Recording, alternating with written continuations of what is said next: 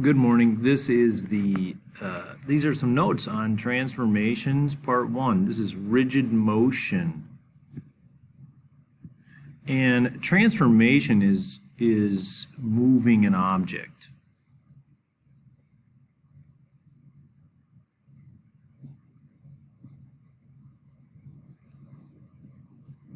Or changing it, transforming.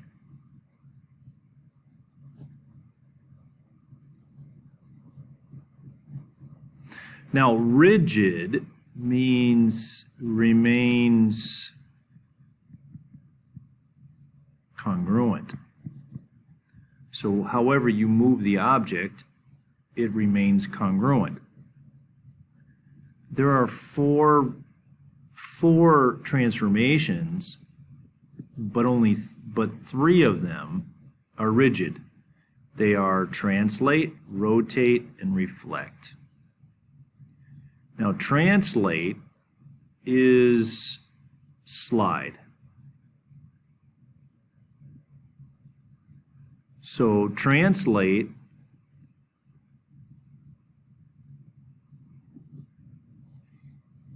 example is if you take a letter, and I'll use the letter H. So here's my shape.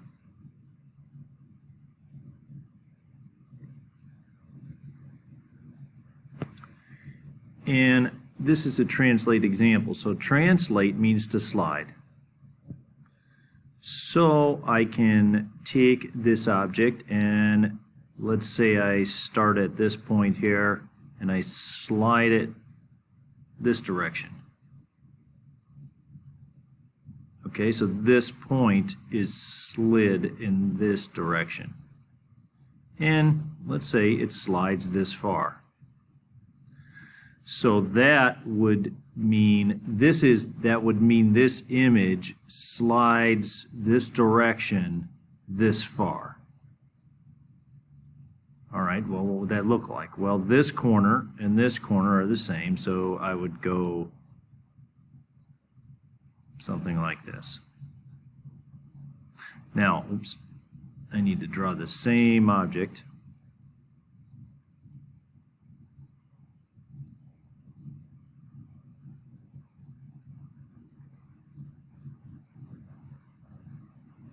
Okay, so I took that same object and it's supposed to be congruent. It's not exactly the same, but it's in my writing, it's not exactly the same. But you get the idea. You take the object and you slide it. Now you can slide it up, down, sideways, it doesn't matter. You're just sliding it. That's what a translation is. Now rotate is something I'm going to get to last. But reflect is what I'll get to next. Now, when you reflect something, you choose a line of reflection. Now, a reflect example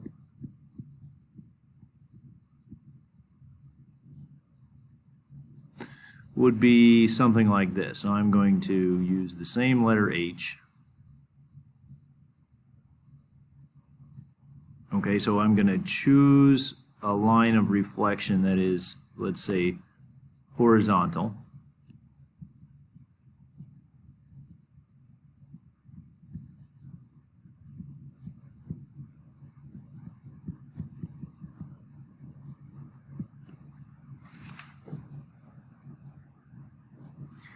Then I'm going to basically flip it.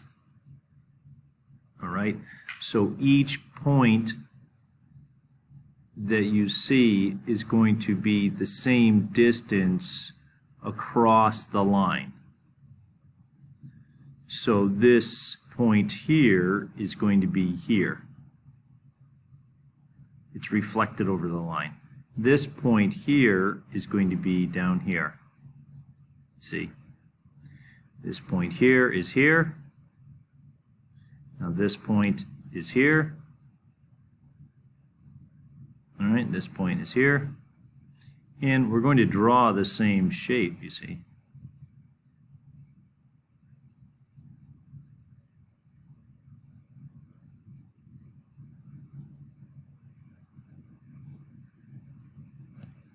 reflected over that line.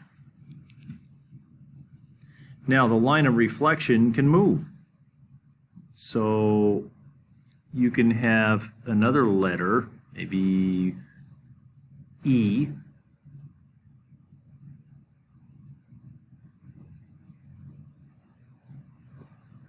Okay, now I could have a diagonal line of reflection. That gets really tricky, you see, because you have to go directly to the line. So if I had this, and this is a tough one to attempt here, but this is my line of reflection here. So I'm going to take this point and move it across the line. Okay? And then I'm going to take this point here and move it across the line here. So this reflection can get pretty tricky, you see.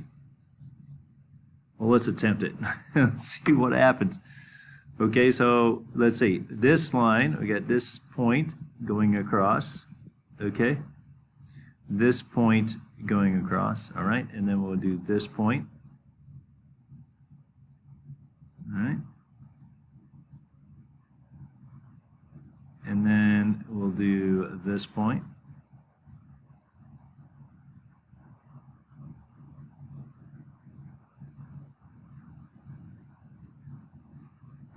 So we have our beginnings, sort of that E, right? You see it? This is here, this point here. This, if I reflect it here, it's going to be here. And then this here, if I reflect it, it's going to be here. This is here. And we can see our E starting to take shape. All right, so there's a reflection over a line that's horizontal, really diagonal. So that's a little tricky, right? There's a reflection. There's a reflection. So things get a little bit, you know, tricky with reflection. Now let's do another reflection vertical, and then we'll talk about rotation.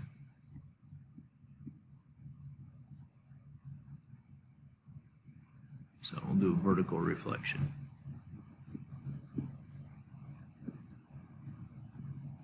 Probably should have done the vertical reflection before the diagonal, but anyway, let's take a look at a letter T this time. All right, and then we'll do a vertical line. In this case, we'll do it right on the T. So you can see that this point and this point stay on the line of reflection. And then this point is going to be over here. This point here will be over here. And the T reflected there is a reflection. All right, not so perfect with the shaky pen, but you get the idea of reflection.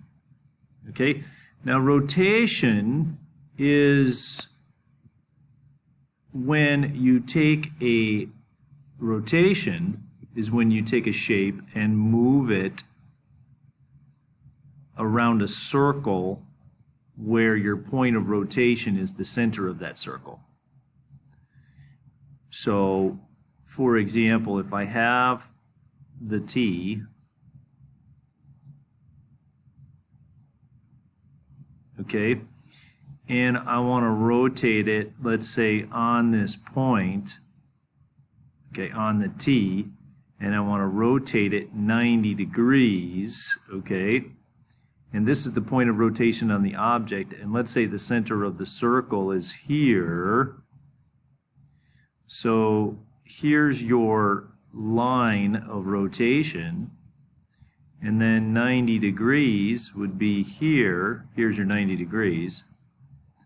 So that whole letter then is rotated 90 degrees this direction.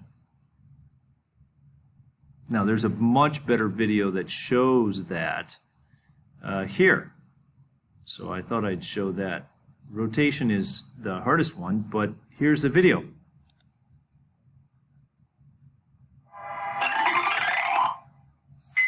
Math Shorts.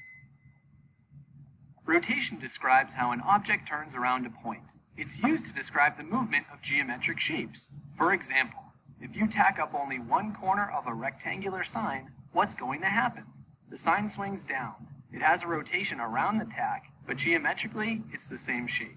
Rotation is really common. The triangles that make up spokes on this bike wheel are rotating around the center axle. Mathematicians use rotation to describe shapes on a coordinate plane too. Check out this triangle. In mathematical language, we'd show it like this, which describes the points of the triangle's vertices based on where they're located on the coordinate plane. To rotate an object, you first need to choose the center of rotation. This is the point that you'll rotate the object around. To make it easy, we'll choose point 0, 0, or the origin, on this coordinate plane. When we rotate the shape, we need to keep the shape exactly the same distance, or equidistant, from the center of rotation all the way around. If we rotate the triangle 1/4 turn around the point of origin, counterclockwise, keeping the point of rotation exactly the same, then the triangle moves to a different place on the coordinate plane. The triangle shape stays the same, but the triangle has rotated, and the points used to describe the triangle have also changed. To show that a triangle has rotated, we use a little symbol like this. So now we have turned a geometric shape around a point. That's what rotation means. We can use it to move shapes and describe their movement.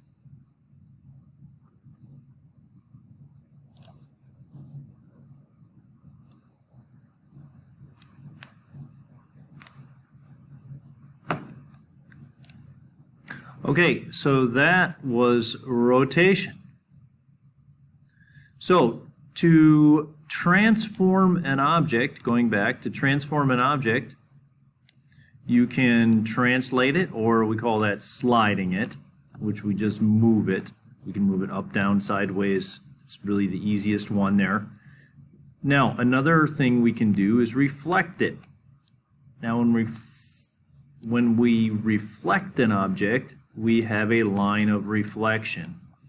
And generally, they are horizontal, they are vertical, and sometimes they're diagonal. Okay, so that's a reflection. Now, there is also rotation, where we have a point which is the center of the circle, and then the object is rotated around the circle. Could be 90 degrees, could be 180 degrees, okay? So you choose how many degrees. And later on, I don't know if we will or not, but we're going to look at a little bit about the coordinate plane and how the coordinates of a triangle or a shape would change when I transform it. Okay? Now, there's a fourth transformation. It's called dilation. We're going to talk about that later. A dilation is changing the shape by scale factor. It's a scale factor change. So if I have an object like a T and I want to dilate it, I can choose like a 0.5 dilation, and then it would be half the size. Okay, so that's that. Have a good day and do your Desmos activity to practice. Bye.